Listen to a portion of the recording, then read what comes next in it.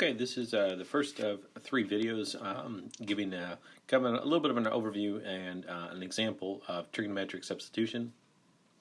So the first type where we're going to use trigonometric substitution are integrals that involve the square root of a squared minus x squared, where a is a positive real number.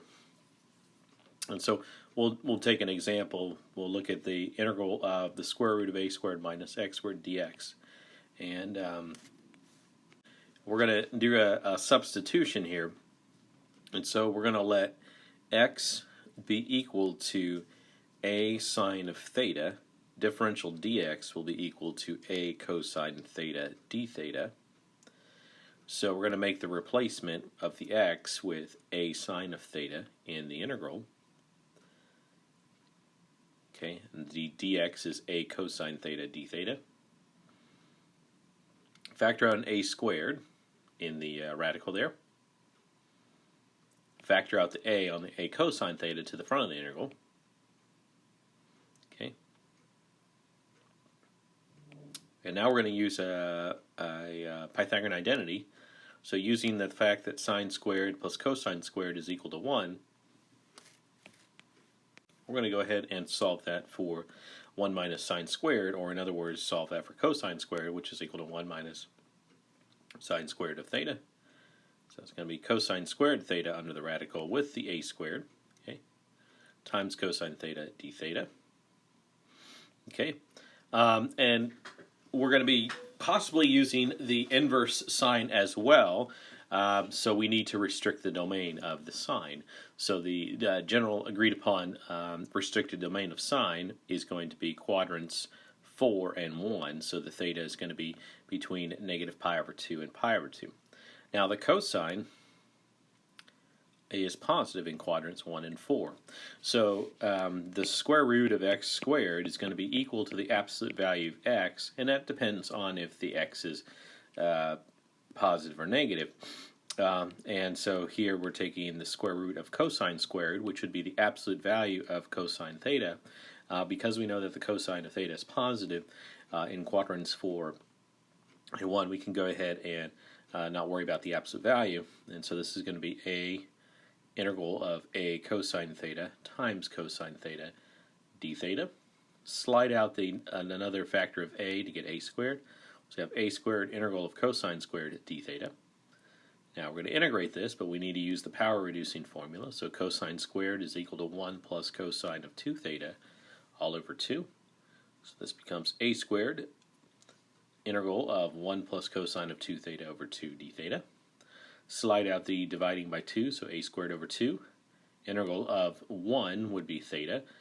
Integral of cosine of 2 theta is going to be the sine of 2 theta divided by 2, and then plus c. Alright, so double angle formula, the sine of 2a is equal to 2 sine a cosine a. Okay, so this is going to be a squared over 2 theta plus 2 sine a cosine a, or in this case it would be theta, all over 2 and then plus c. So a squared over 2, okay, theta plus the sine of theta cosine of theta plus c. So we can draw a reference triangle. This reference triangle would actually be in either quadrant 1 or 4. We'll just go ahead and draw it in quadrant 1. Okay, there's a right angle, there's our theta. Now x is equal to a sine of theta, so sine of theta would be equal to x over a. Okay, so that's the opposite over the the adjacent, which would be, opposite over hypotenuse. So that gives us the opposite and the hypotenuse on the triangle there. Then we need to find b. So if we use the Pythagorean theorem, x squared plus b squared is equal to a squared, then b would be equal to the square root of a squared minus x squared.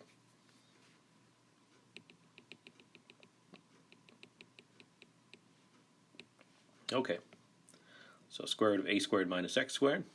All right. Now the theta is going to be the inverse sine of x over a, and we can go ahead and use this identity, or not this identity, we can use this triangle to figure out what the cosine of theta is. the cosine of theta is going to be square root of a squared minus x squared over a. So we can make those replacements. So we have a squared over 2. Theta is the arc sine of x over a. Why did we put theta? That's a good question. It should be x over a. Okay. Plus x square root of a squared minus x squared all over a squared. Sine is x over a.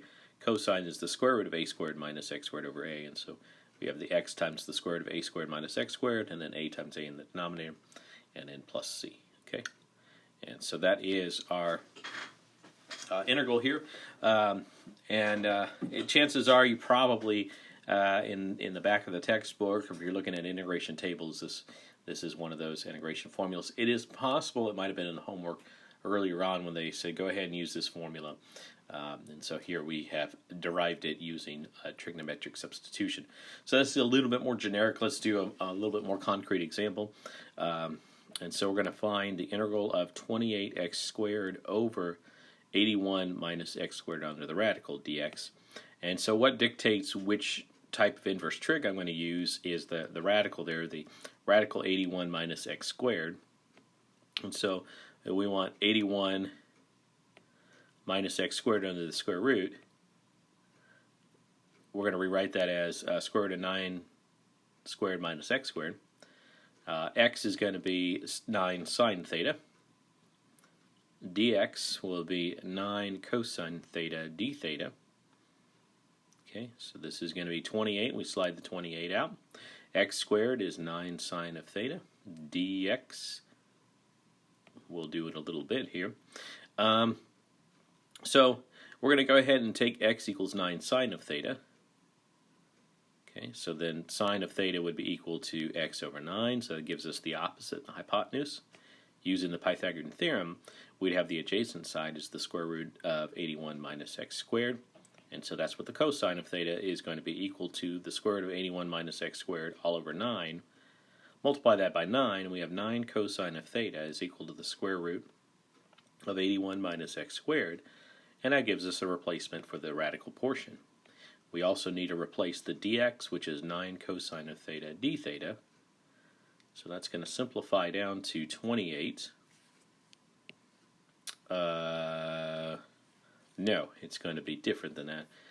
What did we do here? Let's see. Well, the 9 cosines of theta is absorbed. 9 squared is 81, and 28 times 81 is the 2,268. So that looks good. We slid the constant out.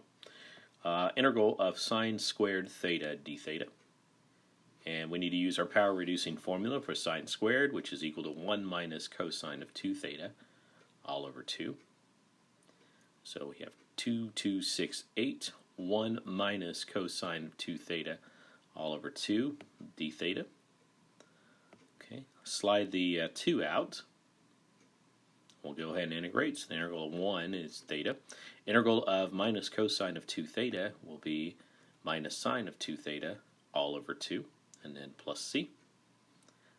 Sine of 2 theta is going to be equal to 2 sine theta cosine theta, so just double angle formula. So 2268 divided by 2 is 1134. Okay, we're going to go ahead and solve for theta. So theta is equal to the arc sine of x over 9, or sine inverse, either one's fine. Okay, and then we'll use our double angle formula. So sine of 2 theta is 2 sine theta cosine theta all over 2, and then plus c. So that's going to be 1134 arc sine of x over 9. Okay, and then we can subtract, and sine of theta is x over 9, and cosine of theta is the square root of 81 minus x squared. So multiply the numerators, x times the square root of 81 minus x squared. 9 times 9 is 81, and plus your constant of integration. We can distribute the 1134, so 1134 arc sine x over 9 minus 14x square root of 81 minus x squared plus constant of integration. And that is the first type, so it's the type of the square root of a squared minus x squared. You want to let x equal a sine of theta. I would recommend drawing in your reference triangle. That kind of helps keep things nice and organized. And the trig substitution is a helpful technique for evaluating some of those integrals that we were not able to integrate in the previous chapters. Okay, so stick tuned for the next one.